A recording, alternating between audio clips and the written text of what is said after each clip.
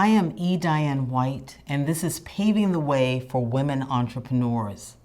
In this lesson, we will affirm the pivotal role women play in a nation's economy. We'll take a look at gender-biased constraints that women face in creating new businesses, and we'll talk about strategies and tools to address certain types of gender discrimination, including negative gender stereotyping that could keep a woman from succeeding in business. As an entrepreneur, mentor, and advocate for gender equality, I've spent much of my career promoting opportunity for women and girls. Women are necessary contributors to economic development and creating jobs. And in the quest for equal opportunity, men have and should continue to play important roles. Accepting that women are entrepreneurs, that they must have access to financing, and that their inclusion in business networks is critical to any country's entrepreneurial success. Women as farmers, entrepreneurs, traders, and innovators are key to unlocking economic growth. When women succeed, they produce a multiplier effect, investing a greater share of their earnings in the well-being of their families and community, creating long-term benefits for generations to come. But women face barriers that limit their contribution and hamper their progress. They're held back by discriminatory laws and regulations which deny them access to credit, property, markets, technology, information, and training. Gender discrimination is defined as prejudice or discrimination based on a person's sex or gender. It affects both men and women, but primarily women. It is linked to stereotypes and gender roles and may include the belief that one gender is intrinsically superior to another. Gender discrimination is often rooted deeply in sociocultural traditions and practices and may be embedded in the norms and assumptions that guide decision-making and business behavior. Women in business confronting discrimination or gender bias may feel like they're shadowboxing with an opponent they cannot see clearly. But the potential adverse impact of gender bias or discrimination on women and their business should not be underestimated. It can pose as great a barrier to success as an entrepreneur as not having access to the capital, market information, and professional networks needed to grow an enterprise or advance a career. Gender discrimination may be so pervasive in society that without meaning to, women sabotage themselves, internalizing views about gender roles that do not serve women in business. Let's look at 4 of the most common gender bias-related obstacles women encounter in business and the workplace and how to deal with them. Not being taken seriously.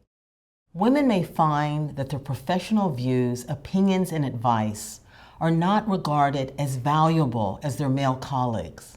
Their contribution at a business meeting, for example, may be ignored and only accepted after a man validates it. It may also take women longer than their male counterparts to establish themselves as experts in their field. These attitudes are deep-seated and will not change overnight. As a woman entrepreneur, your focus should be on building your credibility. Know what you're talking about. Over-prepare for meetings. Be able to defend your position with facts and figures. Be strategic in what you concede and never lose sight of your long-term goals. Don't expect to win everybody over, but as your credibility grows, you will win converts, colleagues, and business associates who recognize and value your contribution. Family members and friends may also be belittling, dismissing a woman's business as a hobby not to be taken seriously. Women should focus on identifying a more supportive network. Start with a local women's business association. You will find women entrepreneurs and professionals there with your same level of drive and ambition.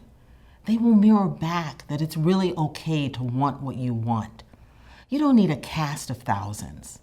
1 or 2 women friends whose values you share can give you the support you need. Self-promotion.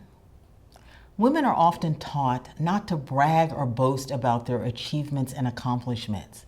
Self-promotion is fine for men, but frowned upon and considered unladylike for women.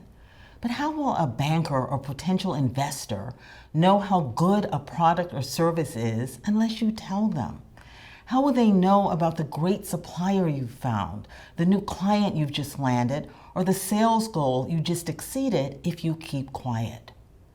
Women should focus on identifying 3 or 4 big accomplishments that really tell the story of their business and set it apart.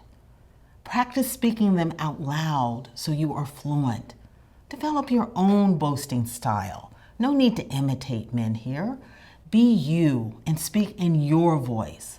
Pick up tips from very successful businesswomen in your community. Pay attention to how they talk about their accomplishments and use that as your guide. Too much approval seeking. Many women are taught to be nice, not make waves, and please everyone. These are traits that can cost them professionally and in business. Women might not fight for the promotion they know they deserve because they're afraid to anger their boss.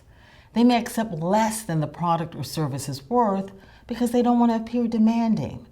Women might acquiesce at a critical point in negotiations because they're afraid the opposing party will be mad at them. A woman might not reprimand or fire a wayward employee because they're too busy trying to be their friend. Being a people pleaser will not serve you. In business and at work, you're going to have to make some tough calls and take some unpopular positions to advance yourself and your enterprise. The people-pleasing habit is one of the hardest to break. Start with small steps and be patient with yourself. Focus on knowing your priorities. Know the difference between must do and nice to do. Determine what you absolutely must do. Be ruthless in this assessment. Practice standing up for yourself and your business. Practice saying no, first on small things that do not advance your interest or priorities, and then bigger things as you gain confidence. Saying no is a muscle you develop, and it gets stronger with use. Fear of technology. With women as the primary caregivers in most societies, their choices and mobility can be limited. One solution to this challenge is the availability of new technologies that can expand a business's reach beyond the local economy. Technology can allow women entrepreneurs to find investment and customers outside their immediate communities.